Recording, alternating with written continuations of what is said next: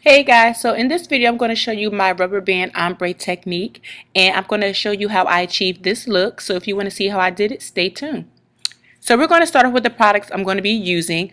I'm going to be starting with some pre-lightening, which I'm going to be using some bleach.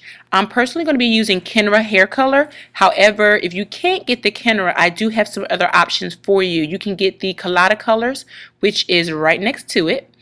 They had this in so many different colors. I just personally had the purple one on hand. If you don't have this one, you can get the blue one, but any of these bleaches work.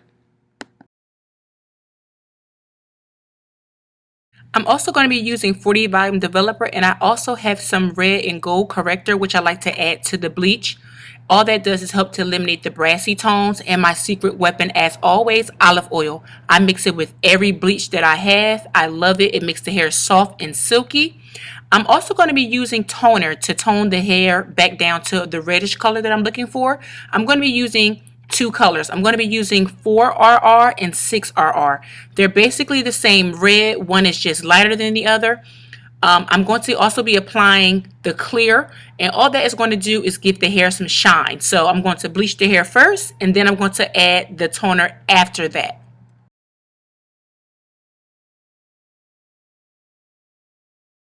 So now you guys know all the products I'm going to be using. We're going to jump right into the tutorial. I'm going to be taking some hair. I made a custom unit with this hair, and I'm going to be sectioning the hair in 4 sections. It's going to be split down the middle, and then I'm also going to take 2 small subsections and part right behind the ear. I am then going to smooth all the hair out, and then I'm going to take some rubber bands. For this tutorial, I'm going to be using 8 rubber bands. Now the reason I'm going to be using rubber bands is basically it's going to help with my placement of color. It's going to create a level of color where I want it to start and stop. It's basically going to be my guideline. I know how far to take my ombre up and where the ombre is going to start and stop. So I'm going to be taking all the sections, and the first rubber band is basically going to tell me where I'm going to stop the ombre. Then that second rubber band I'm going to be using is basically going to tell me where I want the ombre to start to fade.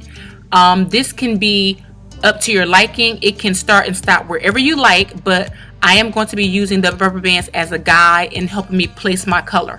So now you can see where all the rubber bands are and where the ombre is going to start and stop, and now we're going to mix our color. I'm going to be using 2 scoops of Kenra color. I'm also going to be using 2 scoops of the 40 volume developer. As always, I am messy. And then I'm going to mix all of that together. Now I'm going to take my olive oil, and I'm also going to be taking some of those corrector drops, and I'm going to mix all of that together, and then I'm going to apply that directly to the hair. So we're going to start this ombre. We're going to use that first rubber band that we applied. And basically all I'm doing is showing you the spacing in between the 2 rubber bands, which is about 5 to 6 inches apart. Now to start this ombre, I'm going to be starting with my back 2 sections. And again, this whole method is about color placement and timing. So I want my ombre to be lighter in the back and gradually fade darker to the front. So I want to apply the bleach to the back first, which by default, because it's not going to have as much time to process, the back will be lighter and the front will be darker. So I'm going to start my ombre at the bottom, and then again, all about color placement, making sure that I don't apply my bleaching mixture above that rubber band. Now at this point, you don't really have to be too neat with this. You're just going to be applying the bleach, making sure again that you don't go above that rubber band. You're going to start with those back 2 sections, and then you're going to gradually move on to the front 2 sections.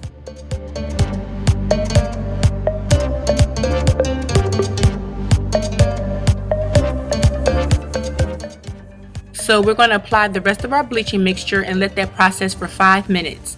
As you can see, our hair has started to process. It is starting to get a little bit lighter, but we're going to continue on to the next part of this process.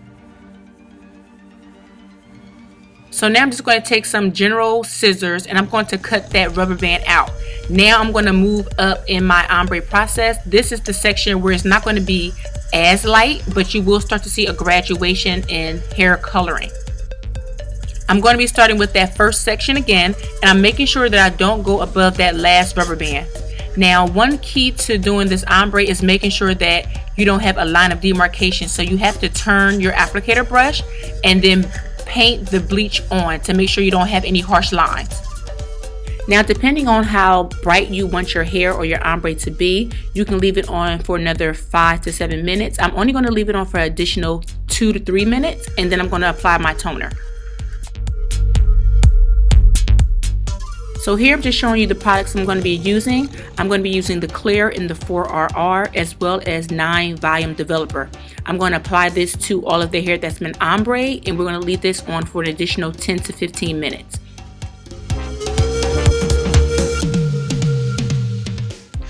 Now here in the bowl you see the clear is white and the actual toner is red. I'm just going to mix that up and then show you how the hair looks after it's been pre-lightened. The hair is still wet at this process, but we're just going to apply that color on all of the hair that was pre-lightened before using the bleach.